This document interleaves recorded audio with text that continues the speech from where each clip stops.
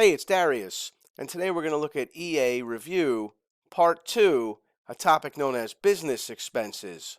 And in this first question, we're going to see what happens when an employer pays an employee by transferring an asset used in business to that employee instead of paying that employee cash wages. Walter transferred a machine used in his business to Hank, an employee, as payment for services. At the time of the transfer, the machine had a fair market value of $4,000, an adjusted basis to Walter of $4,700. How should Walter report this transfer on his income tax return? Well, when property is transferred to an employee as compensation, the employer, Walter, is entitled to a deduction based on the fair value on the date of the transfer. A gain or loss is realized on the date of the transfer as the difference between fair value and adjusted basis. Therefore, the fair value of $4,000, which is given, represents the wages expense, and the loss is calculated as $4,000 less the basis of $4,700 for a $700 loss, and that brings us to choice B. Notice that Walter has two different things to report: wages expense on Schedule C, $4,000, and a loss on sale, which would likely be reported on Form 4797. All right, here's a question where the employer is an accrual basis taxpayer, but the employees are cash basis taxpayers, and they want to know how much can the employer deduct as wages for employees before it's even paid.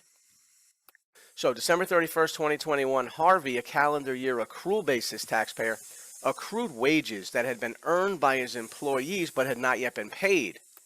All employees are cash basis taxpayers. The accrued wages are as follows. Harvey, the owner, his wife is owed $1,000, his sister is owed $2,000, his daughter's owed $3,000, and unrelated employees are owed $7,000. Of the total accrued wages, what is the amount deductible by Harvey in 2021, assuming they're paid by March 15th, 2022? So a total of $13,000 is owed, but how much is deductible? Is it C? How about D, 0? No, it's actually a $7,000. A taxpayer using the accrual method of accounting may deduct the entire salary in the current year if the work has been performed. However, a deduction is not allowed for wages owed to a related person. Related persons include brothers, sisters, spouses, lineal descendants like children. Therefore, Harvey may deduct the accrued wages to the unrelated employees, like the $7,000. So letter A is the answer. Note that the wages must be paid within 2.5 months after the end of the year in order for the deduction to be taken in the current year. And that 2.5 months brings us to March 15th of 2022. Shapiro is a calendar year accrual basis taxpayer. His records concerning vacation pay for his employees reflect the following. They want to know what amount of vacation pay can he deduct as a business expense for year 2. And all you needed to know is that accrual basis taxpayers like Shapiro here can only deduct vacation pay in the year that it's paid. So let's see the amounts of vacation pay that were paid in what year? Year 2? Let's start at the top. Amount paid March 31st, year 2 for vacations earned in year 1 but not paid until year 2. So there's $10,000 that we're going to include because accrual basis taxpayers deduct vacation pay in the year that it's paid, not in the year that it's earned. So let's go with $10,000 so far.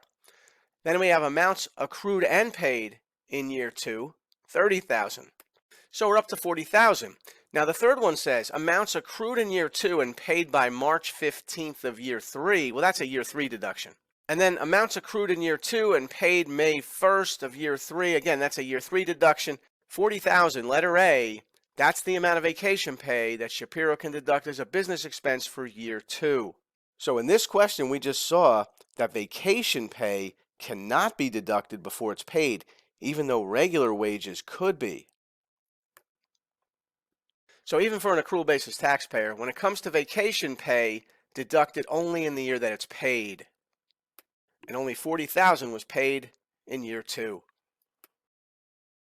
Robin purchased 2 concert tickets from a ticket broker and gave them to a client. Robin paid $400 for the tickets with a face price of $150 each.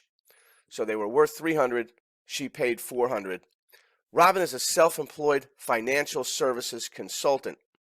Assume that the ordinary and necessary test is met. What amount may Robin claim as entertainment expense?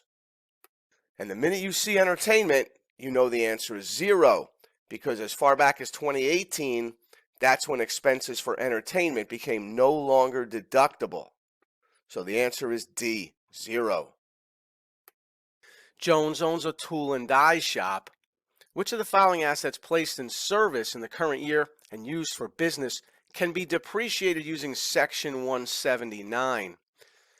A. Industrial equipment and factory machinery. Yes. B. Land improvements such as a paved driveway and fence. No. So the answer is A.